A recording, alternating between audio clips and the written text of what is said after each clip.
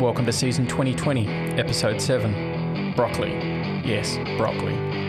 In this episode, we'll look at Dorna's latest press releases, Valentino's delayed contract signing, and Manuel endures another bruising round of the Manuel Incident. This is the Pecino Report.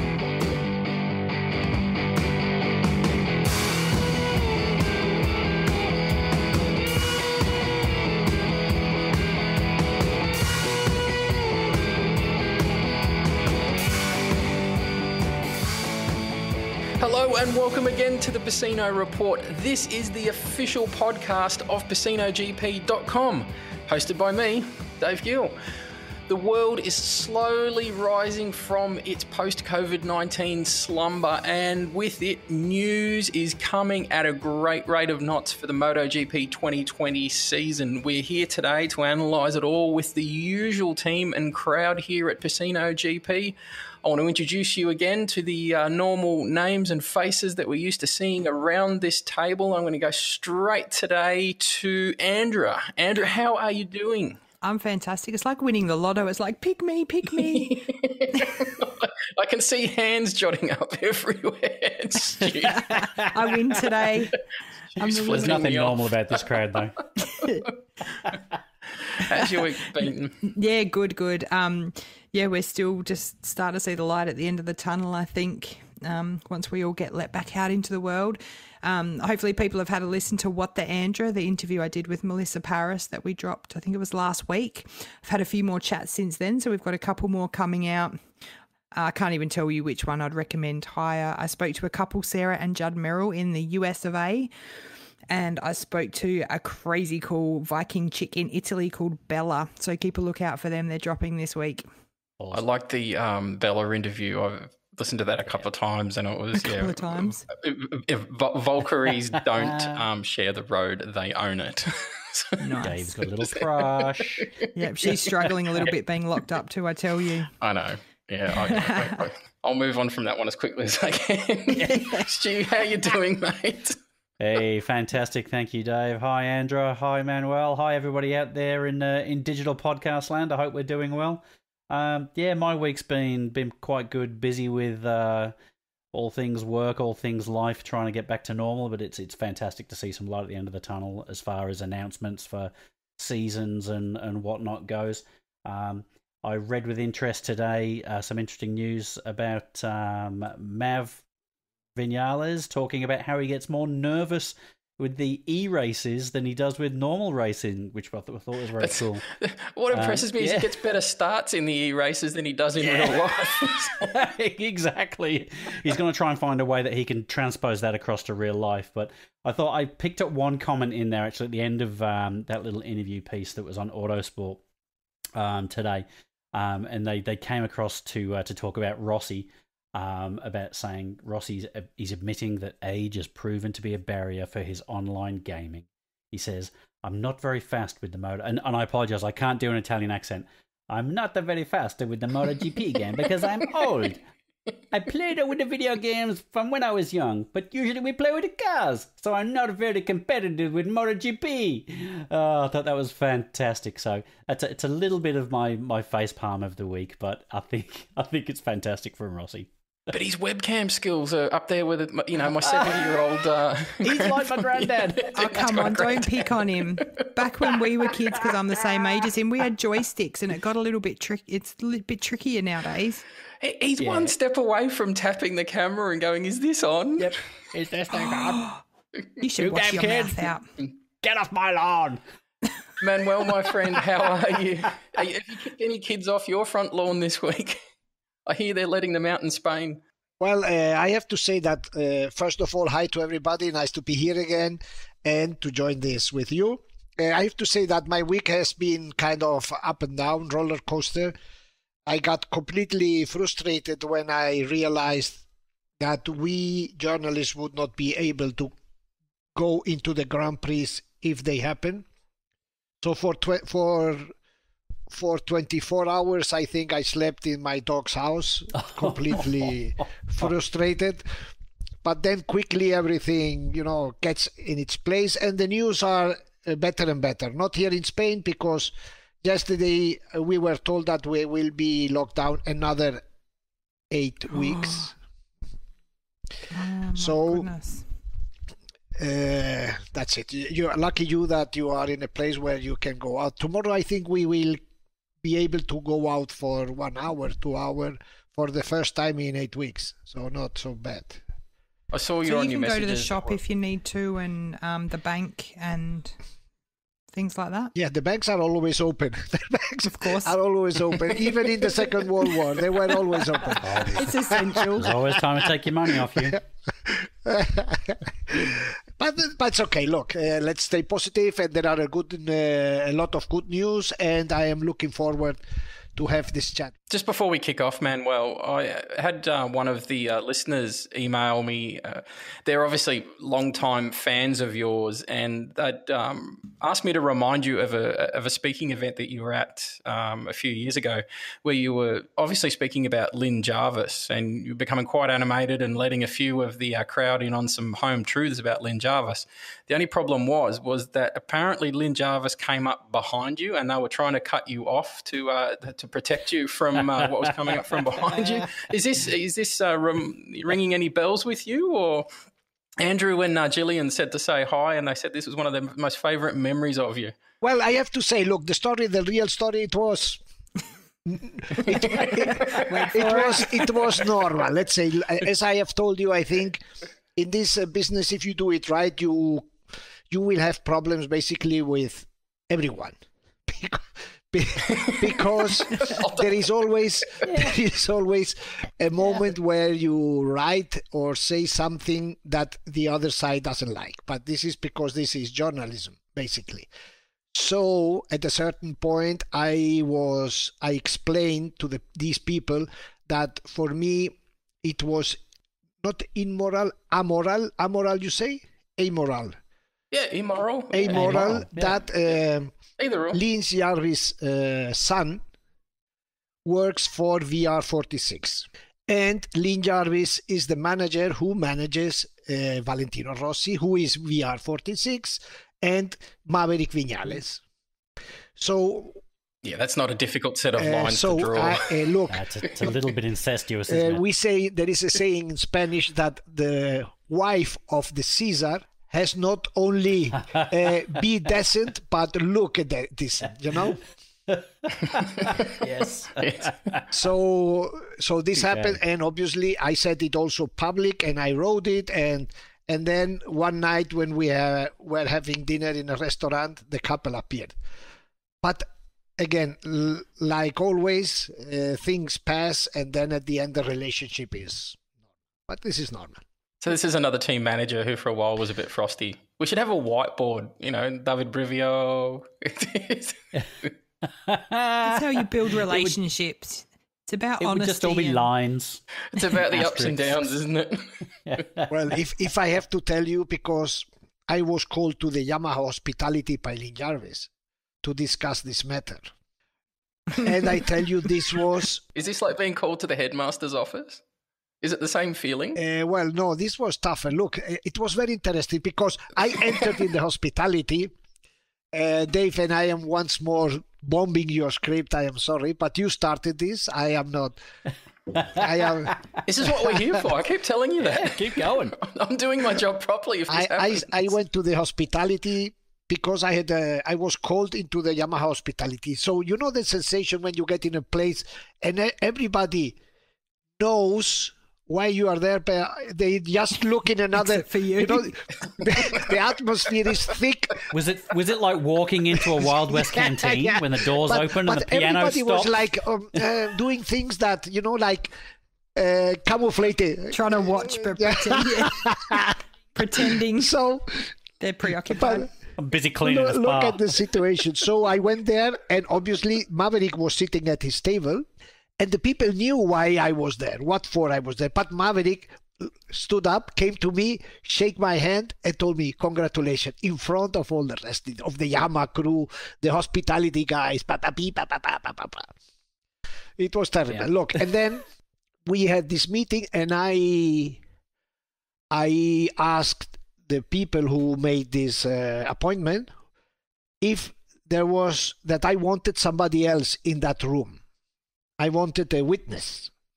Of course.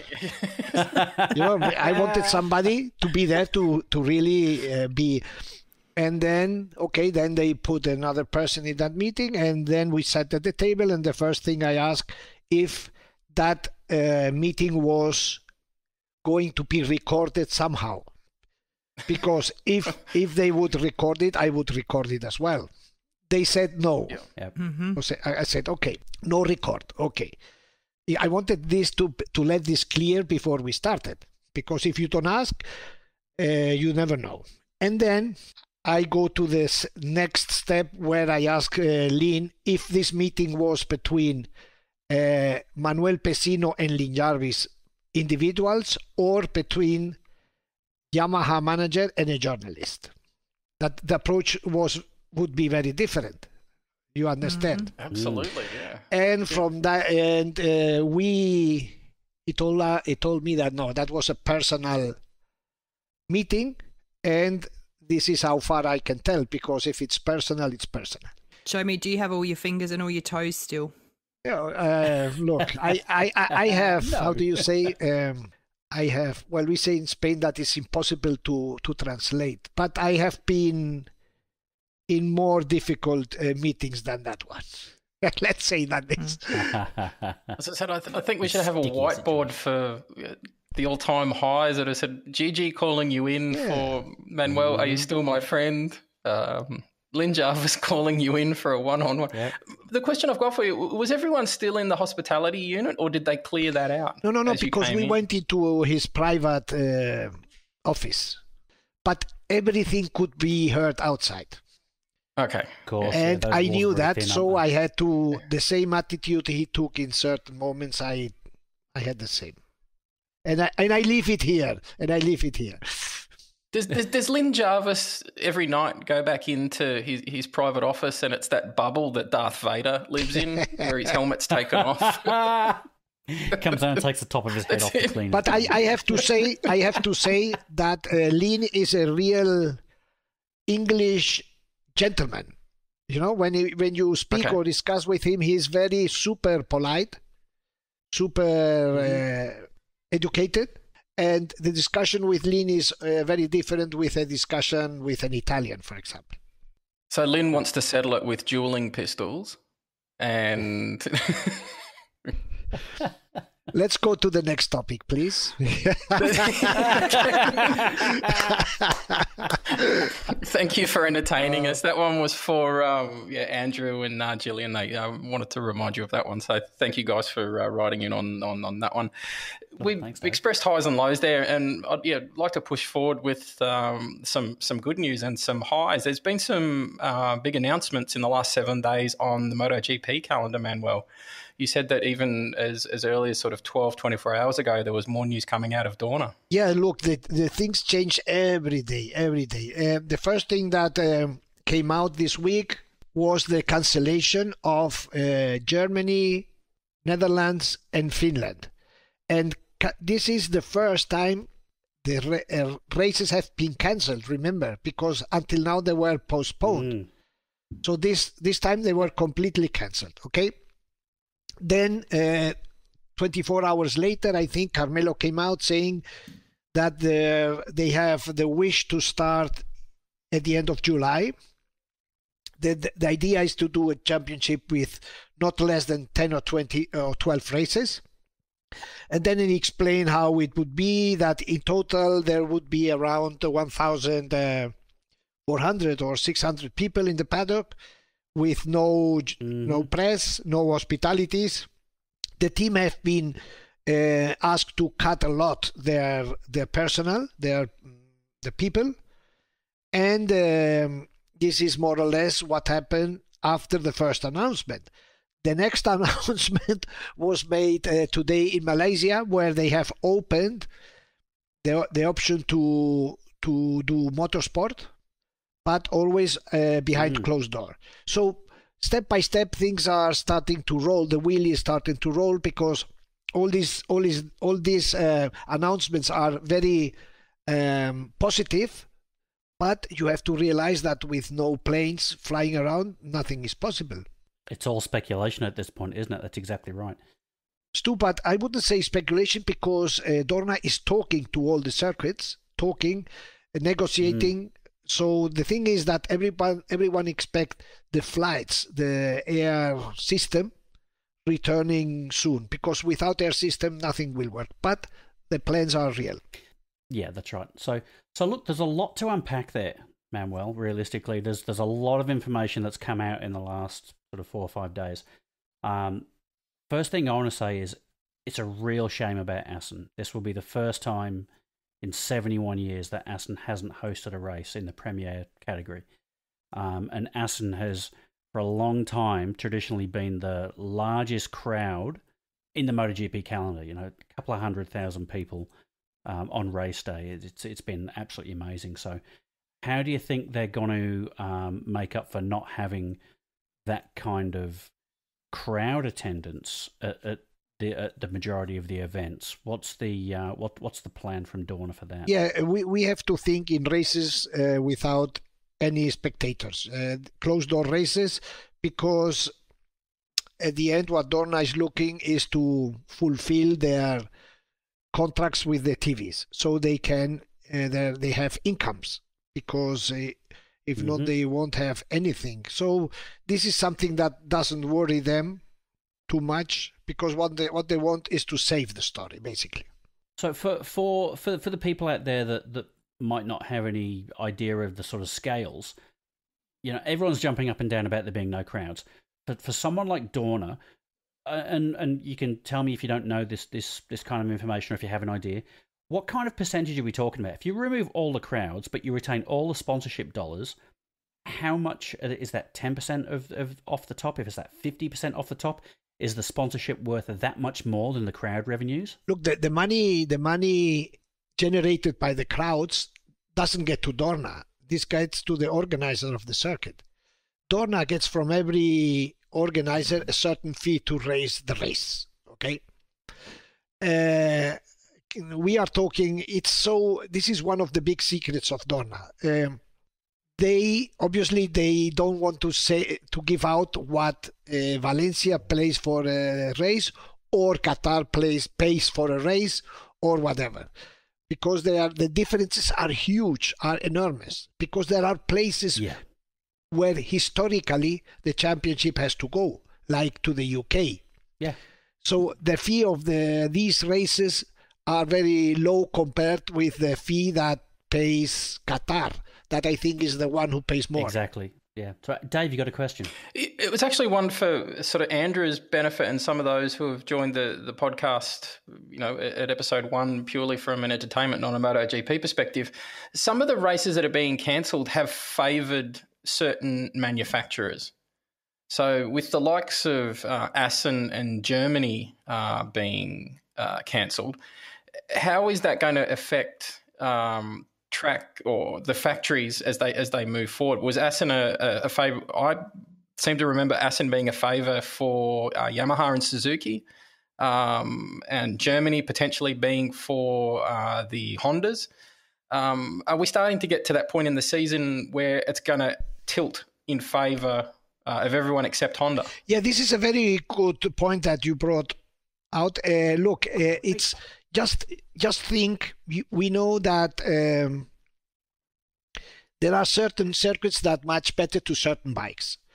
The best example of all is Austria. Okay, Austria is 100% Ducati track, and as if happens what they are planning to do more than one race on each of these hubs of these circuits, then may happen that suddenly one factory has a certain favoritismo advantage. Advantage. Certain advantage, and this it's very clear. Look, for example, I know that they are trying to organize at least 2 or 3 races in Qatar.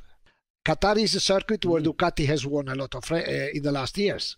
Yeah. Why do they hold such a dominance there? Hang on, Dave. But quickly, before you answer that, I just want to dig into that question a bit more, and for the benefit of Andra and those, Manuel, can you explain why manufacturers have certain dominance at certain tracks?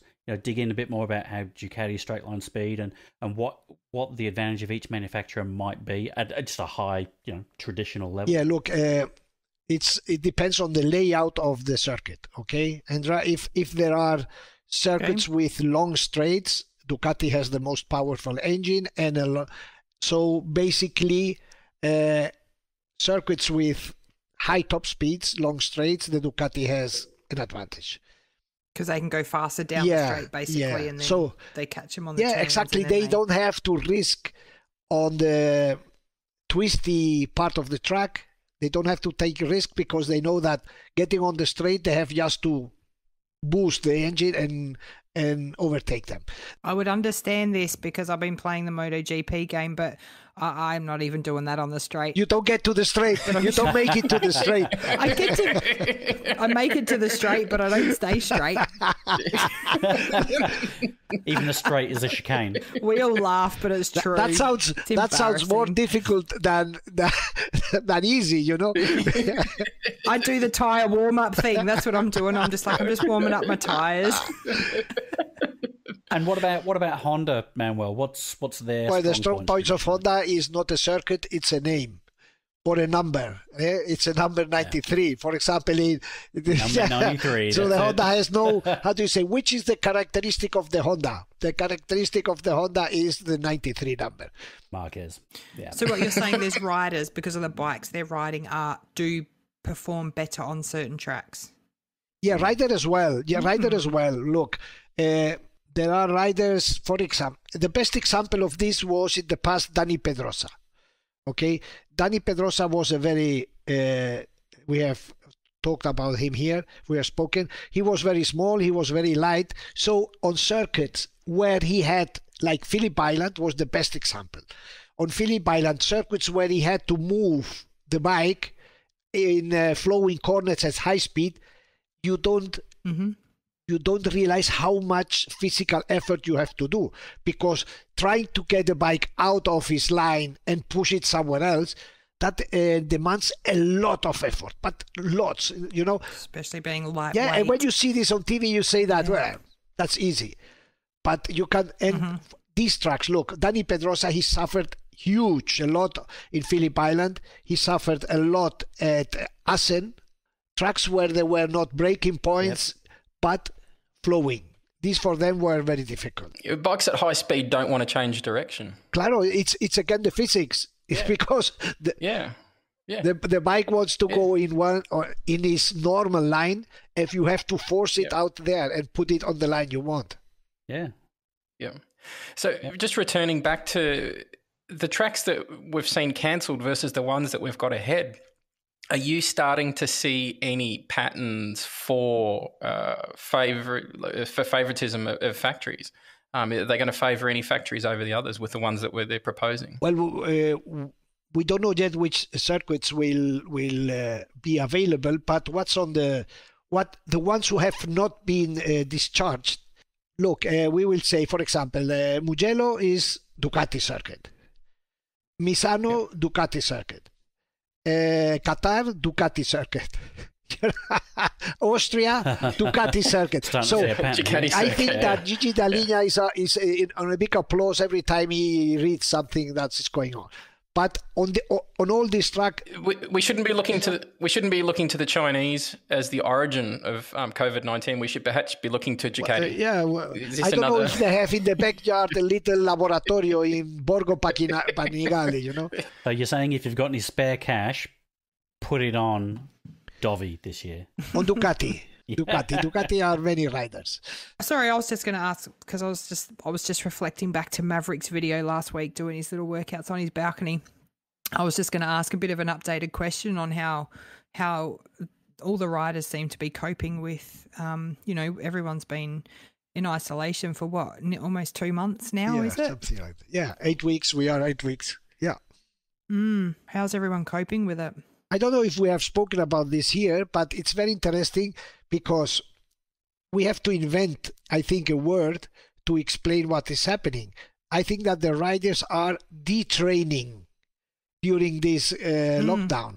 Why? Because especially the MotoGP riders, they have been racing for the last 15 years, all of them, almost every weekend, or if not one yes, one not. It's probably the first time in their life they haven't been exactly riding. So physically they are for sure super fit because they have been doing this indoor cycling, and they have done so but mentally they are detrained. You know what I mean? Detrained. And it's so interesting. And this situation, in my opinion, that is very personal, I know that others don't think the same, may produce that we will see a very different photo of what we have seen now, because you don't know how much the mentality with which the rider will jump into the racing back, how much each of them will take to get back, because it's something new. We may say for sure Marquez will be, but how do you know? And that's where I think, because I know you guys tease me about Rossi and make comments about him being old or whatever, but the fact that he is so experienced and old. Thanks, Dave. Experienced. But, you know, it may be easier for those riders to get back and just get back in the game compared to some of the younger ones. Or maybe not, because they have been more years than the others.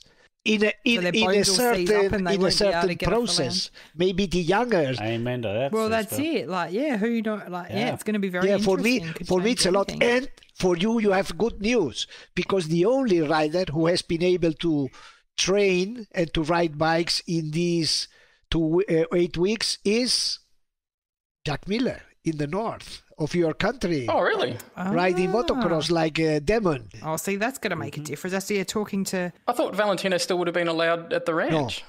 No. Not if he's got his own track on his property, does he? He does. Well, he does. But the one who is giving gas from and we have seen a lot of this on his social, no? Making motocross, So Jack, again, on the paper, is the one who will... Because look, motocross...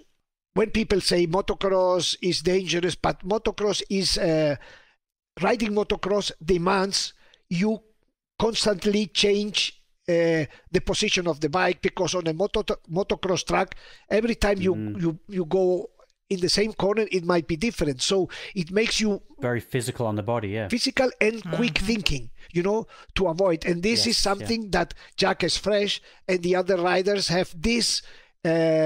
Reaction completely asleep. Yeah. So Jack Miller's reactions are up there, and he's on a Ducati. So if you're saying we should and we're at Ducati, put your money on off Dobby Miller onto Jack Miller. Yeah, no. You heard it first here, folks. I think Jack has a huge opportunity. Very good opportunity. The thing is, and then look, if you are a rider, how would you approach a very short championship? Risking a lot, because, or being very cautela, very take it with caution. Come on, Dave, do your translation. Cautious, because if you do one mistake, you have less races to recover. So this was the question I was going to have. Does this change the tactics that the factories are going to be going with? So. It's very clear. Look, if I were Jack, if I were Joan Mir, if I were Quartararo, you had to push from the beginning to put the others who could maybe more conservative, like Marquez, to push them. Yeah. Because Marquez, for sure, he will be as conservative as he can. But if the others start pushing, he has to react. So again, it will be so interesting. I think that we will see a very different championship from what we have seen until now, and this makes it special. So we like to see Morbidelli up there, or we're likely to see Zarco starting to push? I mean, he's essentially got nothing to lose. That's it. They have a lot to gain and nothing to lose. Oh my God, imagine the first corner in August and whenever it's Jesus. I'm going to be so confused. Can you imagine me sitting there going, I didn't understand what was going on. Now I really don't understand what's going on. What would be brilliant is you'll just think this is normal. Yeah, exactly. Yeah. You will say all what these guys have told me isn't true. Yeah, they don't know what they're talking about. Yeah. This is nothing like. They're obviously making it up for social media. Oh. Yeah. So to finish off with the subject of the developing season, Manuel, but what are the chances of having a revisit to Qatar at the end of the season? I've heard you talking about it on and off, and I know, and for those listening, to remind them, they tried to start the season back in March, and we had Moto3 and Moto2 in Qatar, but no top class race. So what are the chances of seeing a MotoGP race in Qatar? I would say the chances 80-90%. Yeah. I know that there has been. So that'll be early December. I don't know when, but look, there have been conversation, and it was supposed Qatar circuit Losail was supposed to be resurfaced. It has been postponed for next year because Dorna has been negotiating in the last weeks to go there. I'm almost sure that at the end they will go there because, on the other hand, if they don't go, they lose the fee, and it will be probably the only circuit that will pay the full fee. You know what I mean? Because there they had already Moto2 and Moto3, and then to be able to demand the whole money, they have to do the MotoGP. Exactly. Or I'm taking my money off Jack Miller and putting it on that the race will be in Qatar at the end of the year. No, that one will be paid very low. Okay, put it back on Jack Miller. On Jack Miller. That's $1 apparently. Yep, there we go. Look, this is obviously the big headlines running around MotoGP sites at the moment, but apparently there's some other news rolling around that's reasonably major if you're into that sort of thing. Apparently there's been a contract that hasn't been signed. If you're into that sort of thing. If you're into that sort of thing. A certain old age pensioner who keeps riding motorbikes. I'll give you a background. Stu and I were talking about this afternoon, and we actually found ourselves at opposite ends of, like, I was actually defending Valentino, and Stu was the one who was telling him that he should shuffle off. So were we you knew drinking that we this had afternoon, David? I know it was Who are actually you? bizarre. It was crazy. It was a topsy-turvy land. So we knew that we had a conversation topic for this afternoon, and I was just dying to hear Manuel's perspective on this.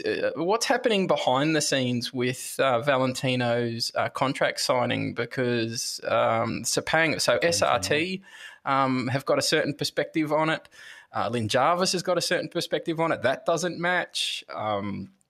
What's going on in the background? Before Manuel answers, because I know he's the man in the know, I'm very interested to hear what the conversation was between Dave and Stu this afternoon first. Let's see who was the closest. Ooh. Do you want to kick off? Do you think that's Stu? fair, Manuel? Don't you think they should share their thoughts first? To see Yeah. I would like to know. It's interesting because after this, Stu won't be allowed in Italy for maybe 10 years. You are not expecting to visit Rome, are you? You may be right. I may stay away from that general region for the next 150 years. But no, my thinking was, look, Rossi's had an amazing career. He's doing amazing things. Even now, he's regularly, at or about a podium place. He's highly competitive. No one's arguing with that. Fine. However, all that being said, he hasn't signed a contract for 2021. People are asking why he hasn't signed a contract. He's remaining quiet about it. We all know that he's looking after teams. He's got his VR46 Academy teams in Moto2 and in the lower classes. I, for one, would love to see Rossi come in, and as we were talking about previously, for the 2020 season, just put it all on the table, high risk, have one last blast at a short season. It's a shortened format, so his old bones can afford to do that. If he doesn't win, all well and good. But then he buggers off back to Moto2, becomes the team manager for the VR46 Academy team and the number one rider, And in that format, he's going to win the whole thing. He's going to go. I wish our listeners could see Manuel right now. The Moto 2 season. He's insinuating that I might be smoking something. You're supposed to eat the broccoli, not smoke the broccoli stew. I think he's not far from the truth. I think he's been locked up a bit long, this fella. It's exactly. That's my COVID lockdown craziness scenario that I came up with. Hey, you never know. The world's gone crazy. Anything's possible. Yeah. So I said he should bugger off, and David had a very good different take on how the league needs I'll keep mine short. Dave, if I'm happy with what you say, I'll buy you the coffee this week at work. I'll keep mine short, sharp and sweet. I've never had any issue with Valentino Rossi. He's an amazing athlete.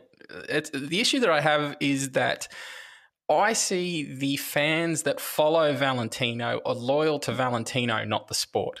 So my take on it is that if Valentino leaves, there's a huge chunk of the following MotoGP population that leaves, and that will hurt the sport that I love. So anything that Valentino does do or doesn't do is going to impact. So I want him to make a decision to stay in any capacity, even that's for SRT, because that's going to benefit the sport that I love. And as I said, it was a really weird situation this afternoon where Stu and I were defending positions that we'd never, ever defended before. Exactly. It was just weird. And look, as at a very high level, my view was the sport should not be beholden to one person at all. But it is. Dave, he agrees with me on that. But that's the thing, Andra. But it is. Yeah. I do like your theory. I think I love that you spoke up about what you think. Well, all right. So handing over to the professional. Manuel, there you go. A lot to unpack there. We got smiles. We got head shaking. We've got. I don't know where to start with Stu's proposal. My new hashtag. Valet for Moto 2. Hashtag valet for Moto 2. As I told you, I think that you don't have realized that broccoli is to be eaten and not to be spoken, because I think that Stu just produced his own facepalm moment for the week. Yes! Broccoli. Facepalm for the week is myself. David, for the front cover of this podcast, just put a broccoli on it. Yeah, the broccoli, don't smoke it. Look, regarding Valentino, I have to say, answering all together. One, people in any sport look for heroes, okay? There are some who follow the sport because they like the sport, but basically what they look for is for heroes. And Valentino is the absolute hero, and he has made big the sport and has made it big on the track, off the track, because of his personality. So, I have to say something. Valentino has done so much for this sport, so much, that he has the right to do whatever he wants, and we have to basically agree, because he has the right to stay another 100 years racing, to go to Moto3, to go to race, stuck with a 70-year-old guy, to go to Moto3 if he wants to race in Moto3. Yes. Yeah, you know. Yes. So, and another thing, look, Valentino doesn't give a penny for being a manager. Mm-hmm. Valentino loves to enjoy. He enjoys racing. Can you imagine Valentino standing up 8:30 or 6:30 in the morning and going with the team to the track? Never, ever in his life. Never. Forget it. He'll have his people do that. He likes to compete. He likes to race. In fact, there was, I don't know, this week or the week before, Yamaha did a live press meeting with Viñales and Rossi on Facebook. Mm-hmm. And Rossi said that he will continue in 2021, and also said, this confirming what I'm saying you, that when he stops, he will go car racing. And he will do 6 or 8 races a year on cars. And the one he likes to, he enjoys to. If maybe he will race a Paris-Dakar, maybe he will race 24 hours, maybe he goes to Daytona. Valentino, he is 41. Again, we go back to the same script we had before. He's 41, 42. He's doing this since he's 16 years old. Do you think he's going to handle the Moto3 riders with 50 years old breaking him the bones every day with, I don't like this, I don't like that. Valentino has the right to do whatever he wants. Full stop. Period. And we will support him in whatever he chooses to do. Andra, yes. Yes. So we've kept our Valentino's listeners to this podcast. So hey, you're lucky you're keeping me. Staying with us, guys. So there will be a discussion. The front cover between Valentino and the broccoli, right? I reckon we can That's do right. that. Yep. So for all the valet fans out there, I'm not putting him down. I agree that he has the right to do what he wants. The things that he has done for this sport are. Don't go back now, Stu. Just own what you said. Man However, up. I would it. love to see him go back and own Moto 2. Stu, hang on a with second. His own Look, team. if it's like you go back and sit on the bicycle of your daughter when she was 12 years old. You try to bicycle on that man. Imagine, they are racing 280 horsepower machines. Imagine him sitting on. He's getting off that onto a with CBR 120. 600. he will jump off the bike after the first corner. Yes. Yeah, fair call. Oh, gold. Hence why, to get his kicks, he has to go and get into Lewis Hamilton's F1 car. Yeah. Or a jet. Fly a jet. While we're keeping the emotions high, we may as well roll in to the next segment, one that's becoming, in the comments that we're receiving, a huge fan following, especially on the Instas. Let's roll in to the Manuel incident. Is everyone ready for this? I feel like we almost need to introduce a little music. Yeah, we need a musical introduction now for this to just get it. The knives. We do need an intro. Hitchcock's. Did you want to? Oh yes, the birds. I loved your comment when we were just about to come on, when we were just sort of do a brief run up of what we're going to do, and Manuel was like, "Yeah, this segment is just busting my balls." And we like it. All right, who wants to go first this week? Ooh, I'll go. All right, Stu, you go A first. ver, let me see. A ver, how we okay. say in Spanish. A ver. Here we go. Okay, so this guy, it is a guy, 67 years of age. He has now retired. He's an Aussie. He's an Adelaide farm boy. He started track racing just after leaving school. Quickly moved to Europe. Worked spannering for Randy Mamola and Graham Crosby. He was chief mechanic for Ron Haslam, then Freddie Spencer under Irv Kanemoto, before being promoted to crew chief for Wayne Gardner in 1986. So now everybody knows who it is. except for Andra. Except for Andra. Yeah. Oh no, hang on, let me check my messages. Yeah. And he then won the title with Wayne Gardner, as everybody knows, in 1987. From 89 to 98, he was Mick Doohan's crew chief, and he masterminded Mick's 5 consecutive titles. After Mick retired, he was going to move on, but Valentino got him to stay with Honda, and he went and won another 3 titles for Honda. Moved to Yamaha with Val in 2004, got another 4 titles. Jeez, mate, this is going longer than his career. Oh, it's crazy, this guy. Well, you can't miss any of these things. This guy's old, and he's done everything. He went with Rossi to Ducati for 11 and 12, and then he was very publicly sacked in a breakup following the 2013 season, forcing him to retire. This man is, of course, Jeremy Burgess. I'm supposed to tell you what? One word for Jeremy Burgess. One word. One word. Yeah, one word. You act surprised every week, man. I think he's hoping to get out of it. Yeah. It must be the broccoli. Jeremy the Burgess. The broccolis, Stu's broccolis. And he goes, What about him? Who's Jeremy Burgess? It's like my microphone's not working. I can't hear you. He's stalling for time now, folks. Yes, he's a myth, M-Y, yeah. oh, mythical. Yeah, Mythical figure. Yeah. Okay. Yeah. That's Right. Yes, he, in fact, as you said, Stu, and I read it.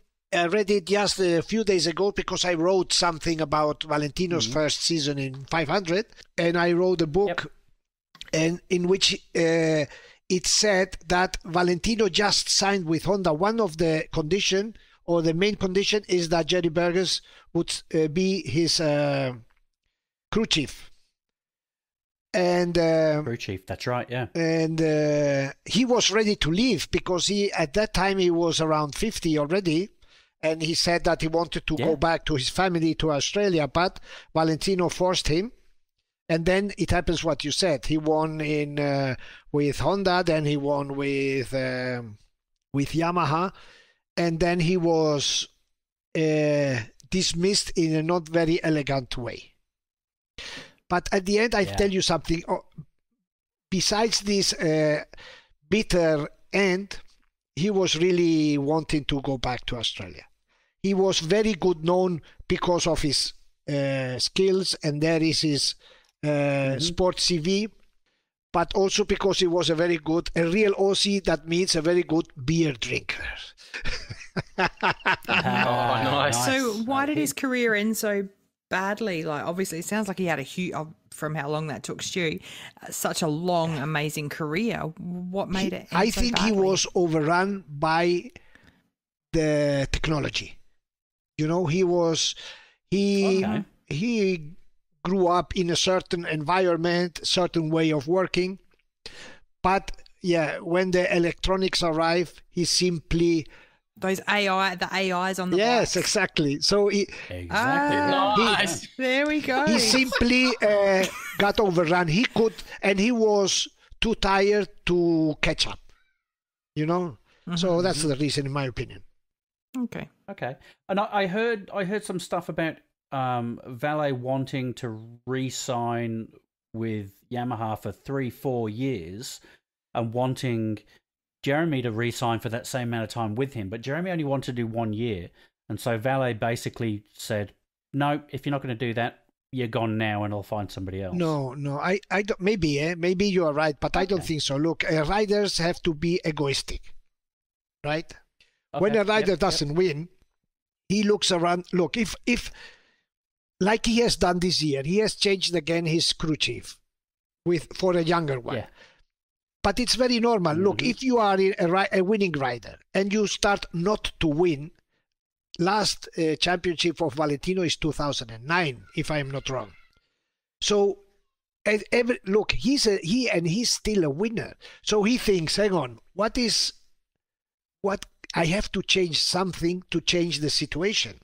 So he looks around and he says, well, where can I? He has to modify. If with the same environment, I make 1, 2, 3 years and I don't win, I have to change something. If not, the thing keeps the same way. And this is what happens. Exactly. Yep. It's a definition of insanity, isn't it? Yeah. And this is what happens. Andra is falling off the chair. I was just having a little emotional moment, coughing into my elbow, into your elbow. I was coughing into my elbow. elbow, appropriately catching my cough. Andra, you've got one for Manuel this week. I actually don't know who yours is. You, Stu, and I were bouncing back and forward. You know, Stu and I deconflicted to make sure we didn't have the same person. But I've got no idea who you're going to. Well, I was actually just thinking the best part is my beautiful husband helped me to script mine this evening because I said to him tonight, I was like, we do this amazing segment, and every time. I don't know. I've got no idea. I don't know enough to. So I'm Googling and I'm Wikipediaing and I'm asking people to sort of give recommendations on who's going to make an impact. So as you were talking just then, I was like, the best part of this is when I'm reading it, I've got no bloody idea either. So, all right, are you ready? Let's go. Go for it. Okay. And thank you to Adam for helping me with this. This American was named by FIM as a Grand Prix legend in the year 2000. So he's from America. There, I know that bit. In 1982, he was hired by Kawasaki to race in the AMA Superbikes as team member to defending champion Eddie Lawson. Does anyone know who this is? Yes. Oh, Yeah. Is it that clear? All right, I'm going to keep going for the people that don't know. Go. Yes. In 1987, he won the Superbike Championship and made his second run into Europe in 1988 riding for Team Roberts Yamaha. After finishing second to former Superbike teammate Eddie Lawson in 1989, he won the first of 3 consecutive 500cc World Championships in 1990. While 11 points ahead in pursuit of his 4th straight title, he suffered a career-ending crash at the Italian Grand Prix, which left him permanently paralysed from the chest down. I nearly got emotional then. Who is it, everybody? Yeah. The legend and gentleman, Mr. Wayne Rainey. Yeah, that's it. Yeah, I was there 93 when that happened. Really? Yes, I was there. I saw it on the documentary video that I watched. And hard to watch. Please correct me, but very hard to watch. Was it to do with because it was a car track and they had lumps in the? How do that correctly? Someone how do you call the sand that is on the running out areas? How do you call that? Is there a name for you? The gravel track. Yeah, the gravel track. The gravel was too thick, so instead of slowing down the speed the rider gets in, it just, the deceleration rate was too high. Stopped him. So he entered with the head, and instead of sliding over the, he just was like, bang, and then his spine broke. Wayne, how is the word in? Dave can translate. Hang on. Stu can translate. Unfair is the word that matches him. Okay. Life. Unfortunate. More is unfair. He did it. He did it. Well, nobody deserves something like this, But it was unfair. And Wayne, as you have said, Andra, he was how many times? 3 times world champion or twice? Yeah, 3 in a row. 3. Okay, and he was not a talented rider. He was a worker. Look, Wayne, if you have the chance to speak with anybody who has worked with Wayne, they will say, look, he was the one to get into the track in the morning, and he was the last to get out because he had not the natural talent to do these things. But he was a terrible worker. These are the 2 profiles that we can see in the championship, no? The talented ones and the ones who through work, like Nicky, get there, Mm-hmm. And isn't he still, am I right that he's still racing but with hand controls? He's racing some kind of... No, the other day, and I have a super interview I made with him one week or 2 or 3 weeks ago. He manages now the American Motorcycle Racing Championship. That is called Moto America. He's the manager of the series. And 2 or 3 months ago, the Japanese prepared a special bike for him to ride.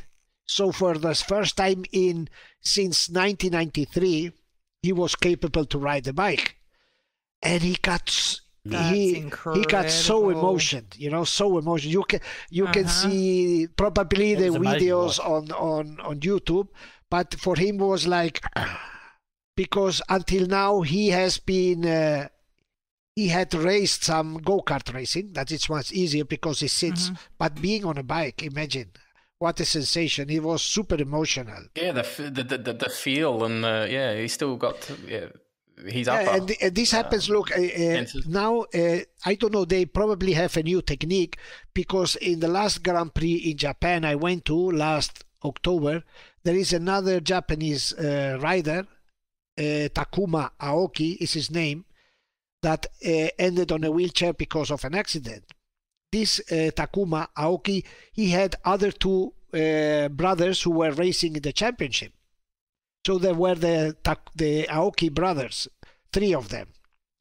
And the other year, the last year in Motegi, they prepared the same, a bike for Takuma, and the 3 brothers went out on the track to do. Yeah, it was amazing. Beautiful. What an amazing story. That's one for the family. Okay, David? Yeah. All right, last one. This will be an easy one. You'll get this halfway through. I'm not even going to have to put the easy ones in for you. So, he's an Italian, born in 1969. He's just about to have his birthday. He's an Italian. That's a good year to be born, isn't it? He is. Italian former professional motorcycle racer. He's currently a team manager for one of the Moto GP teams. In 1996, he came back to the track and founded his own team in Moto 3. In 2006, he began competing in the MotoGP class with Honda machinery, and his 250cc team switched from Aprilia to Honda, so he's been all Honda ever since. He's had Australia's Casey Stoner race for him. He's had Carlos Checa race for him. He's had Randy DePunier race for him. He's had Tony Elias race for him. Stefan Bradl, who is it, Manuel? And he's very handsome. And he's extremely handsome. If I was going to have a man crush on anyone, it would be this individual. and he wears a red belt. Well. That's how I've always been able to recognise him. Really? He always rocks a red belt. Signature red belt. Rocks of the red belt. Yep. Well, is Lucio Cechinello or not?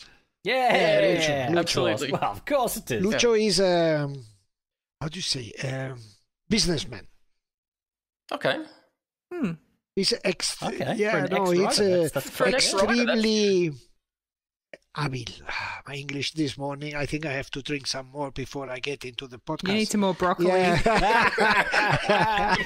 more broccoli. I need more garlic on that broccoli, probably. No, because he's a very good business man, because to run such a MotoGP team is very difficult because the cost is so high and the circumstances are so difficult. But he is a very good and very smart and super educated guy. Super nice, educated.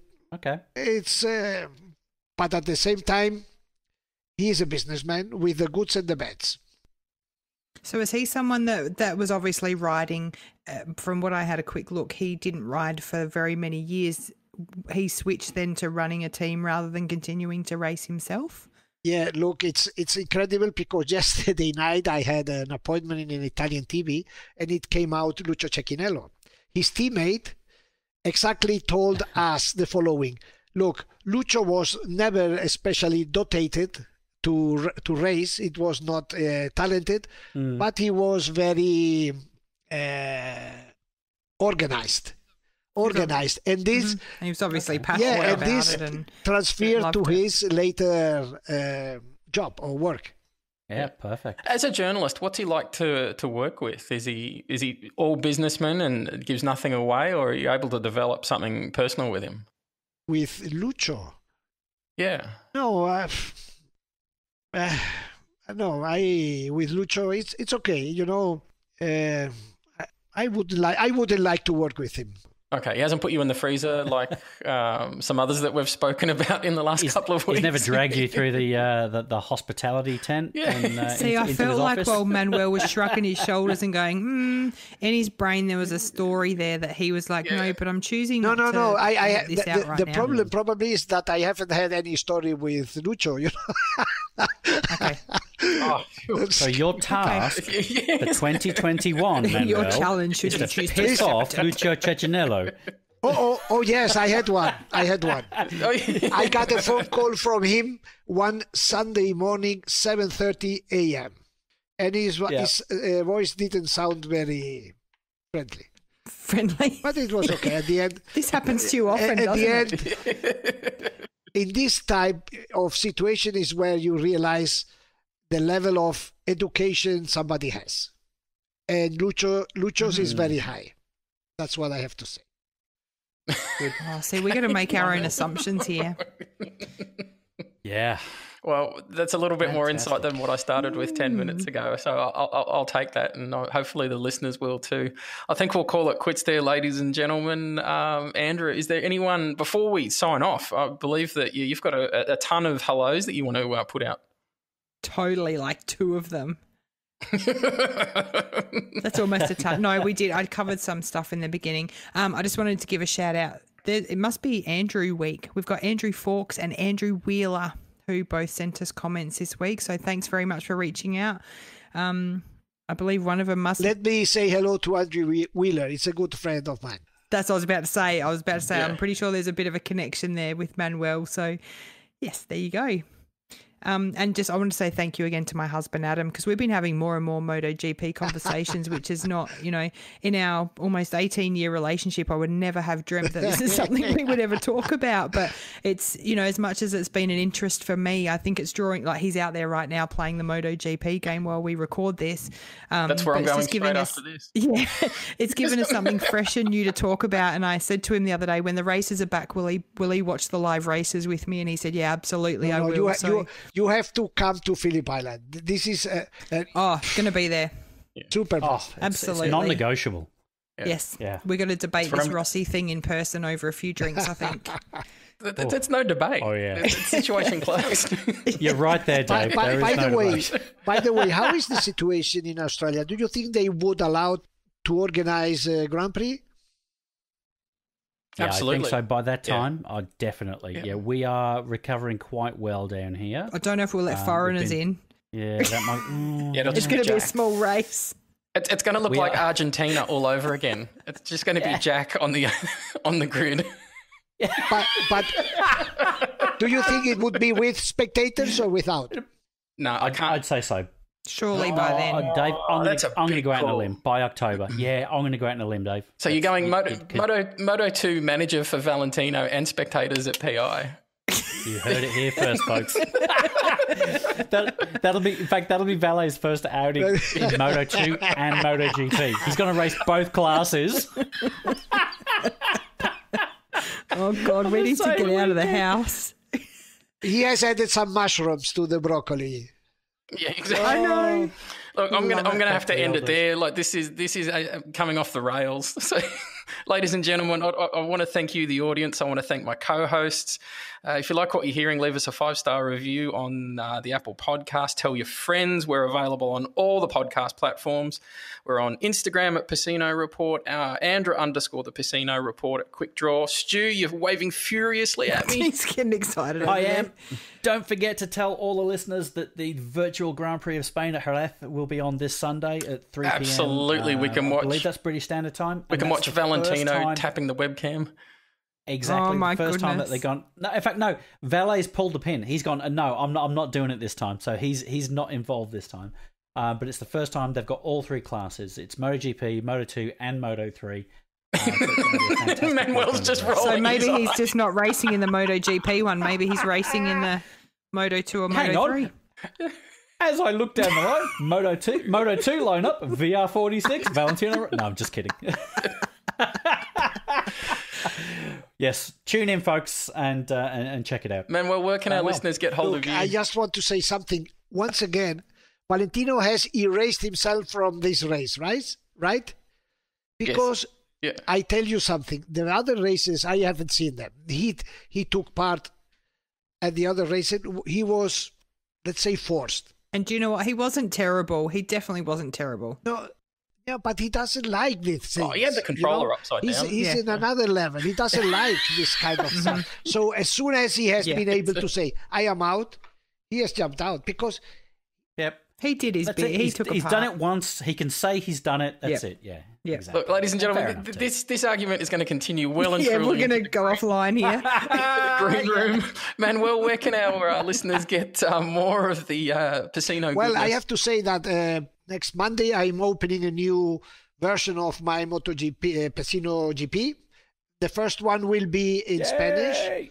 And then I think 5 days later we will open the new Pecino GP in English. And I invite you to have a look at it. Cannot wait to get my grubby little mitt all over that. So, indeed. We used to get the sneak peek into Pecino GP with the odd article that was coming out, and they've sadly dried up since we've started these. So Manuel's he's cut the corporate credit card off. We're getting no love, and he's forcing us in through the front door of the website now as well. So, ladies and gentlemen, we're in the same bucket as you. So. If you want to send official letters of complaint to the boss, ladies and gentlemen, it's Manuel Pecino at PecinoGP.com. Ladies and gentlemen, I'm going to wave goodbye to you. Thank you so much for listening. We've loved putting this together for you. We shall see you all next week. Ciao. Bye-bye. Adios. Thanks so much. Bye.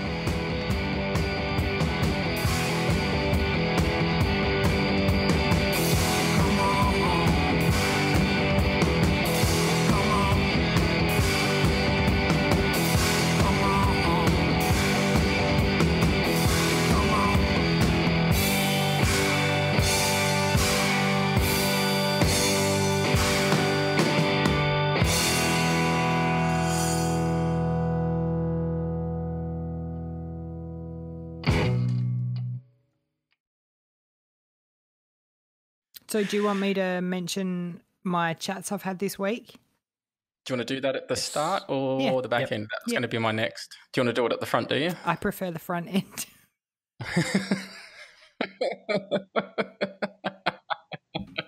I don't mind. I'll totally go in the back. It's fine.